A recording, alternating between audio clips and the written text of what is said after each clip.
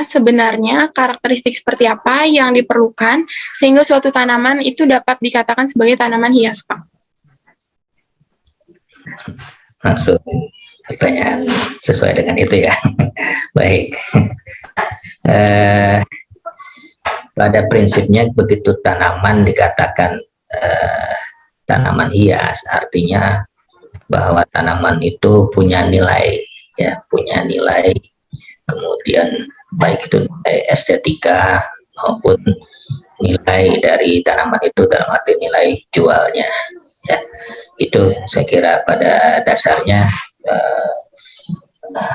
kalau suatu tanaman yang dikatakan tanaman hias ya karena ada nilai estetika di situ, ada sesuatu yang bisa kita lihat sehingga membuat orang itu nyaman ketika melihat tanaman itu. Atau dengan di sisi lain ya punya nilai jual juga, untuk bisa kita nantinya dijadikan sebagai usaha gitu lah, ya. Seperti itu. Oke, saya kira. Oke, berarti tanaman hias itu tanaman yang memiliki nilai estetika, nilai jual gitu ya, Pak? Ya. Nah, untuk tanaman sirih gading sendiri ini merupakan tanaman asli Nusantara kah atau berasal dari luar Indonesia gitu, Pak? Kalau kita baca dari pustaka, kalau sejarah tanaman ini sendiri jelas bukan dari asli Indonesia ya. Banyak versi nanti. Ada yang menyatakan bahwa berasal dari kepulauan Salomon kalau nggak salah ya. Tapi nanti dicek. Yang jelas bukan asli tanaman Indonesia ya. Seperti berarti itu. Tanaman sirih gading bukan berasal dari Indonesia ya, Pak, tapi di Indonesia juga sudah banyak gitu, Pak, yang mencoba untuk mengembangbiakan seperti itu. Nah, untuk tanaman sirih gading ini sendiri kan saya lihat juga terbagi memiliki banyak jenisnya gitu ya, Pak. Nah, apakah untuk setiap jenis tanaman sirih gading ini memiliki perbedaan dalam cara merawatnya? Seperti itu. Kalau cara merawat sama saja, kan yang berbeda hanya jenisnya saja, itu akan terlihat di daun kan. Kalau sirih gading berarti yang dominannya daun warna hijau ya kan.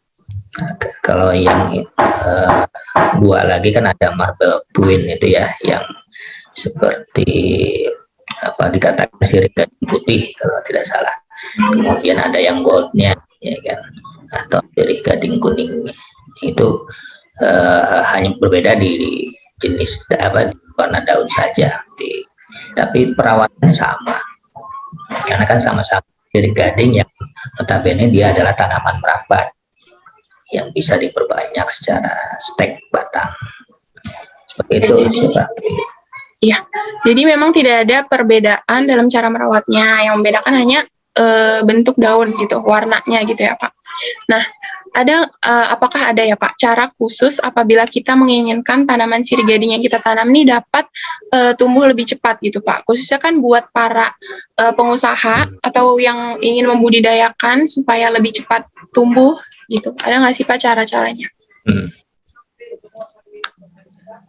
Kalau untuk tanaman seperti ini yang merambat ya, pada prinsipnya begitu kita perbanyak melalui stek batang itu sudah cepat ya berkembangnya atau tumbuhnya cepat, tidak perlu pakai zat pengatur tumbuh pun sudah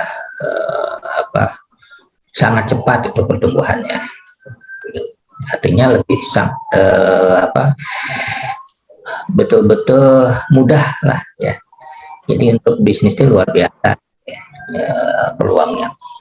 Nah, ini yang perlu diperhatikan, apakah nanti media yang digunakan itu air atau campuran tanah.